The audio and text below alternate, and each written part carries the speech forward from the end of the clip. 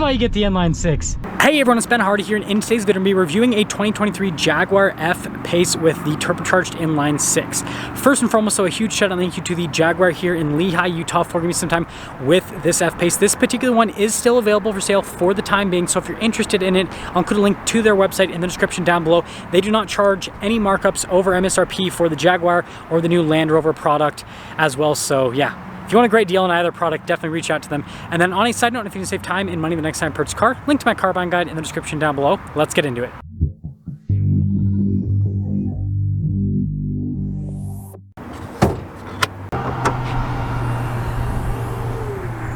So under the hood, we have a turbocharged 3-liter inline 6. It goes for an 8-speed automatic transmission. Fuel economy is 19 around town and then 26 on the highway, with power outputs being 395 horsepower and then 406 pound-feet of torque, because this also does have a mild hybrid system.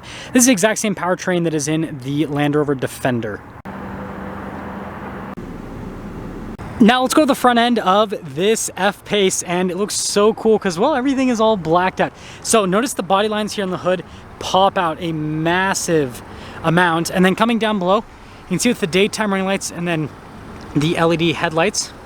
Notice the venting off to the side. You do have parking sensors integrated into the front end as well. We got our Jaguar logo front and center, and then our R-Dynamic badge, and I love the pattern there on the front grille, and overall really cool looking, again, especially considering everything is all blacked out.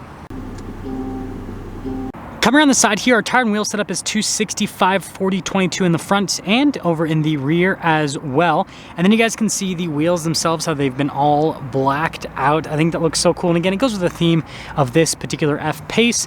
And notice we also have a red brake caliper as well to go with the theme. And look at that little Jaguar badge there in the center. And then notice our other Jaguar logo also blacked out. And you're going to notice the theme here. Yeah. Everything's all blacked out, but they make sure to make it so that the the brake caliper on the back is also red. I guess I got my sentence backwards there, but there's your side view. So here's a key fob for this F-Pace, and also you got the Jaguar logo there on the back. We have our unlock lock function, the light button, and then we have this that opens up the rear hatch. And notice we have the cargo cover already built in from the factory, and got the spare tire just underneath. Overall, storage space is really good back here. We also have these metallic plaques here, just kind of there for show, basically. You can see how the cargo cover folds up. When you're all done, just press that button right there, and that'll lower it back down. Now, finishing things up with the rest of the rear, we have our P400 all-wheel drive badge, because again, this has the inline 6 F-Pace badge, and then a Jaguar badge all blacked out, and then with the parking sensors there at the bottom. And you can see the covers for the exhaust tips, and then also the receiver hitch as well. And before we finish things off, we got to talk about the taillights. I actually really like the taillights on the new F-Pace. They look quite a bit, well, different and similar compared to the original ones, but you can see what they look like when they're on. Pretty cool overall. And now we're officially done with the rear. Now here's the door panel in the back. You can see here with the leather trim at the top with the white stitching, which makes sense because the rest of the interior is white. I love the contrast with this door panel. All the trim just looks fantastic here. And then here are these seats, of course, with our white leather perforated all down the center. Really nice padding, by the way, with the seats. And then stepping across, woo, plenty of legroom. Headroom's great as well. We've got our little storage pocket right there. Vents down below, and then we have our charging port, cup holder armrest, and there's a quick look at the door panel with that all closed. And let's head to the front. Now here's the front door panel. You can see with the trim, it's identical to the rear in terms of the design and material use, just all really high quality. Blind spot monitoring for the mirrors. And then notice we got a minimalist design here with the window controls, and then also for the mirrors to adjust those, all that fun stuff. And this is pretty much taken straight out of the new Range Rover, so Jaguar is getting some stuff from Range Rover, which is fun. Memory seat controls right there, speaker from the Meridian sound system, and down below. And then here is the front seat with the Jaguar logo there.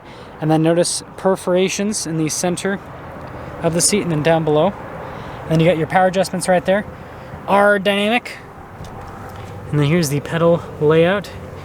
That's the opening for the hatch, and then you can see more padding there and there. And let's pop in.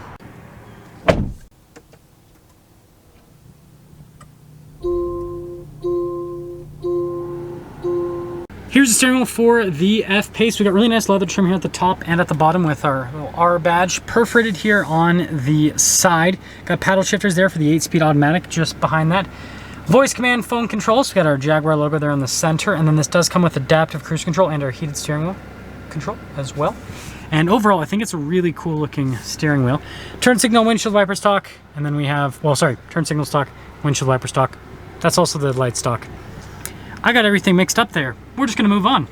Now here's the center gauge cluster. It's half analog, half digital, basically. So you've got the screen there in the center. If I press the OK button on the left side of the steering wheel, it lets me scroll through some different menus so I can see different bits of info here on the F-Pace. Pretty standard stuff overall. Now we do have some different drive modes we can go through too. So we have a dynamic on the one side. Ooh, fancy.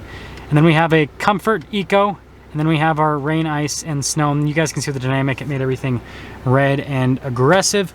And there you go. Here's the infotainment screen. So first off, if we pop it into reverse, we do have a backup camera, which are directional lines that turn off the steering wheel. You also have a tow mode. So it's that line for the trailer. And then you've got different camera viewpoints as well. So pretty solid camera system overall. As for the rest of the infotainment system, this is actually the same infotainment system as what you get in the new like full-size Range Rover, for example. So response time is great, and you've got like the shortcut bar here on the side. And notice I can go to like this little menu tab right here, so I can see like the camera system. You got your low traction launch, which is a Range Rover thing, but now it's a Jaguar thing, I suppose. I can go to the seats if I want, and this does, so it says seat heat. Sometimes some models will also have air conditioned seats, but it'll still just say seat heat. This one just has heated seats, so it's actually accurate that time. But there's the screen. Down below here we've got our minimalist controls here for like the climate system. So these are buttons that you can basically press down there. So like for example, I can press that and then it'll pull up the whole seat thing. Now we do have our multi-function climate controls, so press it in. This is for the heated and cooled seats. This one, like I said, only has heated seats, no AC seats. Push it in, it'll go back to the temperature. Push it, or sorry, pull it rather, and then it'll go to the fan speed. So a bunch of controls integrated into one thing, which is pretty cool. Wireless phone charging pad, and then we've got our stop start, and then this is just factory covering trim stuff so that it doesn't get damaged underneath. Volume control shifter for that 8-speed automatic transmission. And then for the drive mode select, you just press this and then boom, pops up. Pretty fun party trick. Offered cruise control, stability control, and then we have this that covers some cup holders and a charging port. And then our center console with some USBs. There's some nice stitching there on top and then on the side. And then there's a little bit of storage space underneath the like center area here. Then there's the glove box, pretty normal. It's got nice padding on it, and then also notice on the dash and then the trim there, and then at the top of the dash, all looks very premium. And then we do have a panoramic sunroof here at the top. Controls for the sunroof are just right there, and there you go. So here's the window sticker for this F-Pace. You guys can see the standard equipment and then the warranty information here. So 5-year, 60,000 mile on that whole setup. And then base MSRP $64,800, and then options right here, and then total MSRP $75,600. Let's drive it.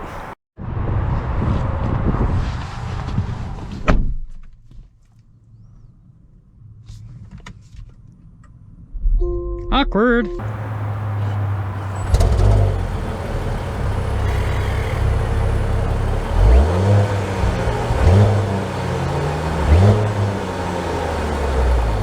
Well, let's talk about visibility before we set off. Here's your visibility over the hood. Heads-up display. Hopefully you can see that now. Both the mirrors with dual blind spot monitoring. And throughout the rest of the rear. And let's set off. So, we've got the auto hold turned on, I suppose. Setting off here in the F-Pace.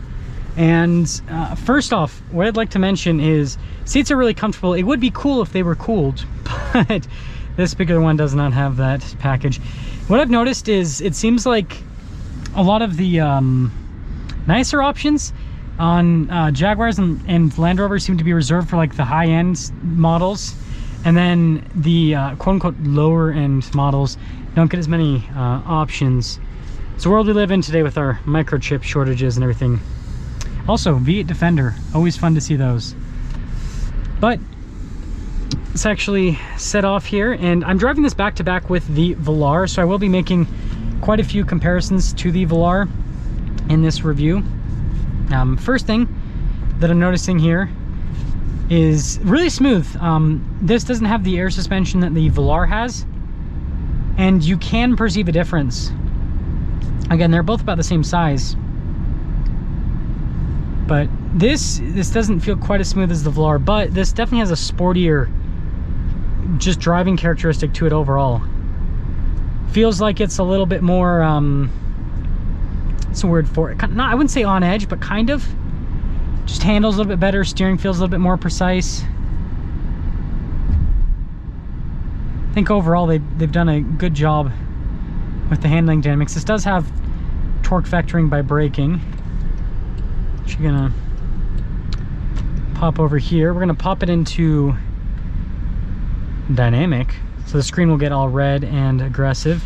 And like I said, this is the exact same powertrain that's in the Land Rover Defender. You obviously can get the 4-cylinder in that too, but this is why you get the inline 6. Sounds good, and man is it quick. Wow. So what happens if I just push this in? Okay, it just confirms it, whatever. But yeah, it's quick, that's for sure. And honestly, this is, you know, my preferred powertrain with the Land Rover and Jaguar products. And the reason being is it's very quick, but then it's also still economical as well. That's one thing that, like, the V8s are cool. The 4.4 liter V8 that's in some of the newer Range Rovers, and then the 5.0 V8 that they've had for a while. Both really cool engines, just not exactly all that economical. So it's kind of the downside. Man, people are hauling down this road way over the speed limit. That's all I gotta say. But yeah, I like the sportier driving characteristics with this versus the Velar. And that's kind of what the Jaguar brand is all about. That's why, like, the Velar that I drove actually had less power than this with this, the same 3-liter inline 6. So that's kind of what Jaguar gives you, is it gives you just more performance, more power.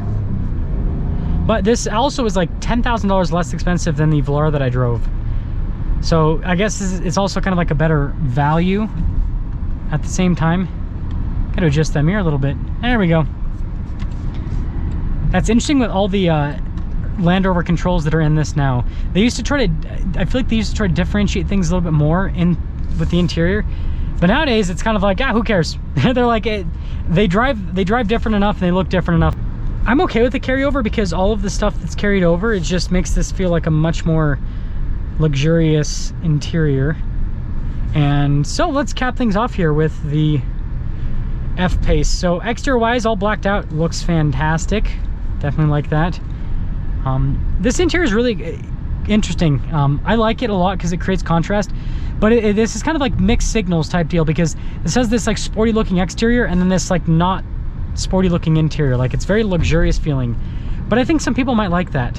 I like it. I think it's cool, but yeah, it's definitely different.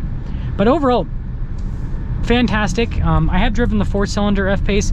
I think this is, like I said, I think this is a sweet spot because it's still economical, it's fast, looks great, sounds great, and so overall, job well done. That's because something's up for our video on this F-Pace. Again, a huge shout out and thank you to the Jaguar here in Lehigh for giving me some time with this F-Pace.